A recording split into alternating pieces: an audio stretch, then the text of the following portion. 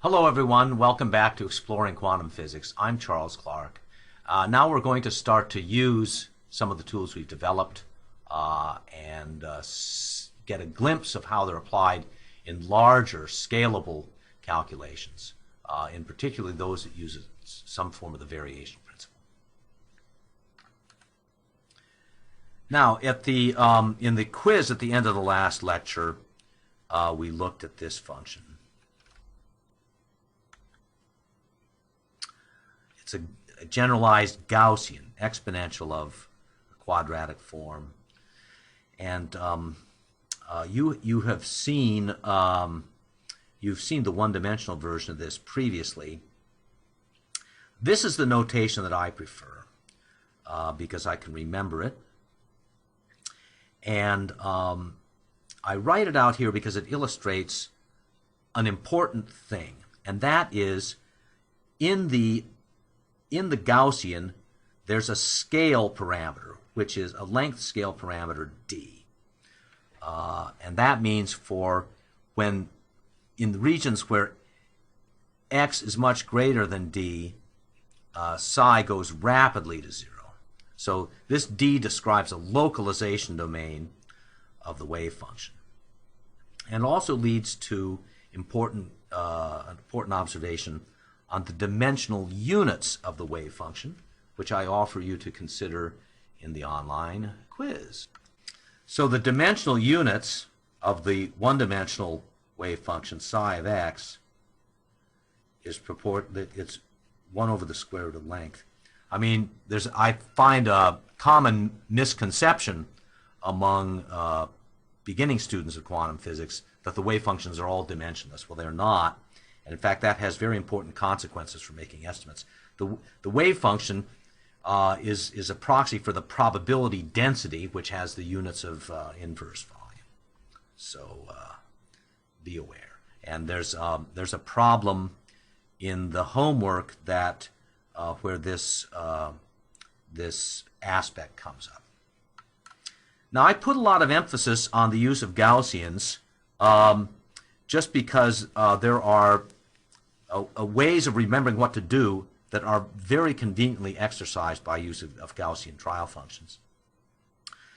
But secondly, they are a tremendously powerful influence in theoretical chemistry, that is, the calculation of molecular structure. And this man, John Popel, is a person who's is awarded the Nobel Prize in Chemistry primarily for developing Gaussian-based techniques of the calculation of structure of complex molecules. And just as an example of how influential this approach has been, here are some citations of articles that deal, just simply with the properties of Gaussian basis sets. So over 14,000 citations of this article, and you can compare that to what, at least as of a year ago, was the most cited paper in physics, probably still is, the paper that articulated the standard molecule. There's just probably there are many more chemists using these type of approaches in a large-scale way than there are physicists. Now, why are these trial functions so powerful? The answer is the variational theorem, which we're going to prove briefly. So I'll state it this way, and this is not a rigorous math statement. It's kind of like a physics statement. So if we take any Hamiltonian, that means any Hamiltonian with reasonable properties, and any normalizable eigenfunction satisfies that condition, then the expectation value of the Hamiltonian over that wave function is greater than or equal to the ground state energy of the system. And so that means if you just have a big gun and lots of bullets and some intelligence, you just take a large set of functions that you can systematically expand, and start varying and do a random walk through function space to try to lower the energy of the system, and you will, with luck, you will approach the ground state energy that you seek. The ground state energies are important, particularly in things like molecular structure, in the sense that the ground state energy of the lowest energy electronic wave function,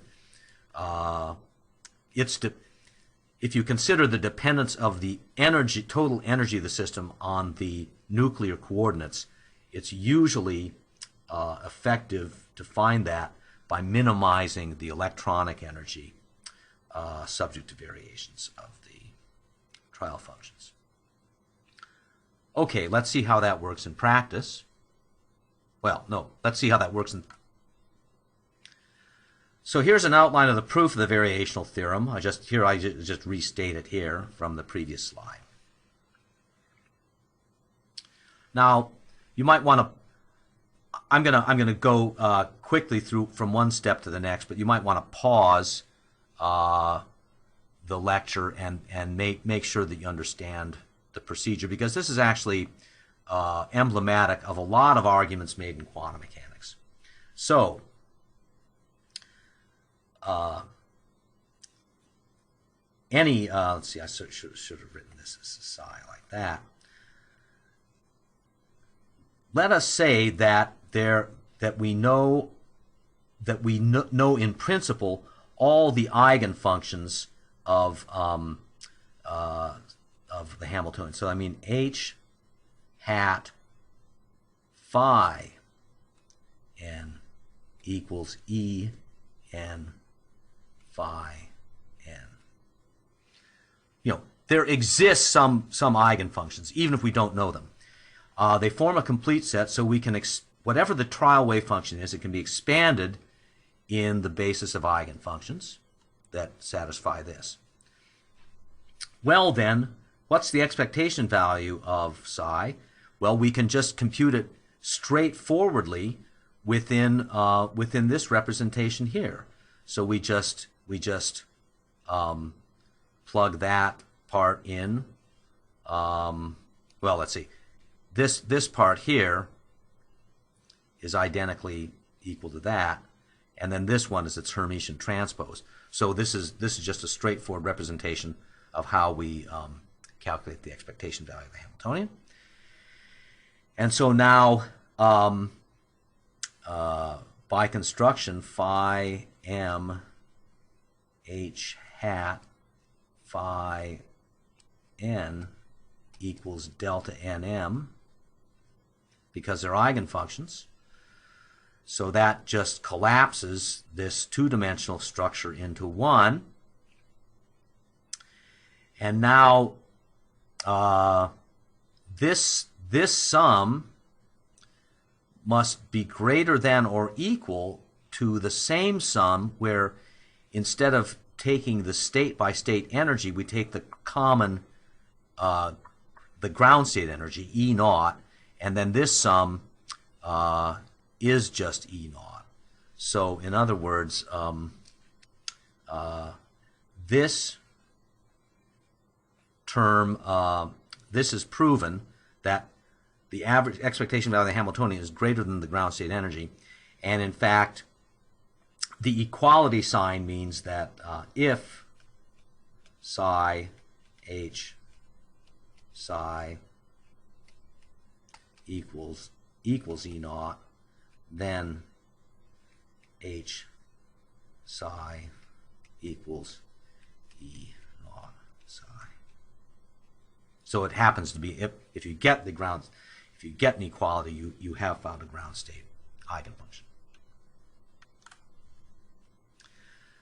Now, as to why this is important in practice, and in chemistry in particular, I don't think we're going to cover this topic in any detail in this course, but if you Google or go to Wikipedia and look at the Born-Oppenheimer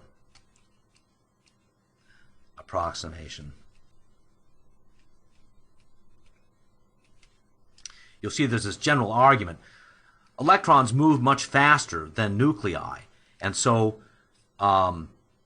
in a complex material system, the nuclei are moving slowly, and the electrons are able to adjust essentially instantaneously to motion of the nuclei. So they sort of, electrons are sort of the glue that holds materials together. So if you can minimize the total energy of the system for fixed internuclear coordinates as a function of the electron wave functions, then you typically get a very good representation of the material structure. And this was this task was made conceptually and practically much easier by Walter Kohn and his collaborators, who got the Nobel Prize in Chemistry for the development of density functional theory, which is now sort of one of the practical theoretical underpinnings upon which a Gaussian trial approximation is used.